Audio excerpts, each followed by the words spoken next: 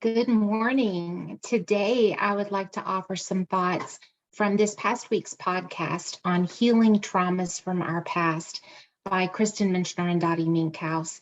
If you haven't had an opportunity to listen to the podcast, I really encourage you to visit our website and look for that podcast and listen to it there. During the podcast, Kristen and Dottie talked about how to heal from past traumas by embracing vulnerability. And they referenced the work specifically of Dr. Brene Brown. And today I'm going to talk about the courage that is required to do that work. If I haven't met you yet, my name is Johnda Buck, and I have the opportunity to serve on the board of directors here at the ministry, as well as facilitate programs. I'm excited to bring you this Monday morning ministry moment, otherwise known as For and For You, specifically on courage. In Dr. Brene Brown's work, she is a research professor at the University of Houston, and she's a published author and speaker, and she has devoted 2 decades in her work to studying shame, blame, and vulnerability. And in her book, Rising Strong, she has a quote that is one of my favorite quotes, and it says that we can choose courage or we can choose comfort, but we can't have both, not at the same time.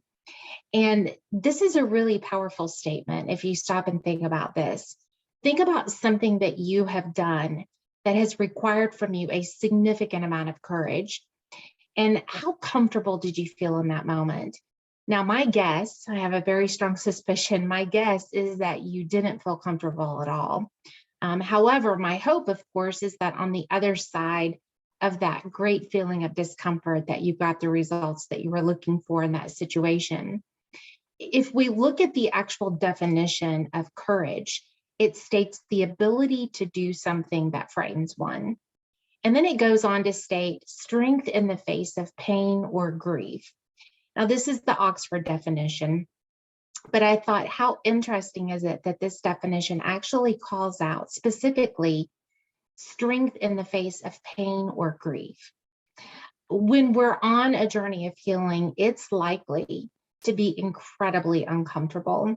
And obviously, this calls for us to have a tremendous amount of courage. And if we trace back, where does courage actually come from? I believe it is a direct result of the willingness to be vulnerable. Now, vulnerability is often a word that strikes fear within people. However, in order for us to be courageous, we really must embrace vulnerability. Think about how many times God calls us to be courageous. Whether it's the word courage or a derivative of the word, it is mentioned 120 times in the Bible. If you recall in the book of Joshua, God was assuring his faithful worshiper, Joshua, that he should be strong and courageous in spite of the many challenges and obstacles and circumstances that he might have. If you recall in the story, Joshua had been called to lead the Israelites back into Canaan, who had been in the wilderness for 40 years. Now, I can imagine in that moment, Joshua thinking, if this were me, Joshua thinking, really, God, you want me to do this? Seriously, little old me? But in Joshua 1, verse 9, God spoke and said, "Have I not commanded thee? Be strong and of good courage. Be not afraid, neither be thou dismayed, for the Lord thy God is with thee whithersoever thou goest."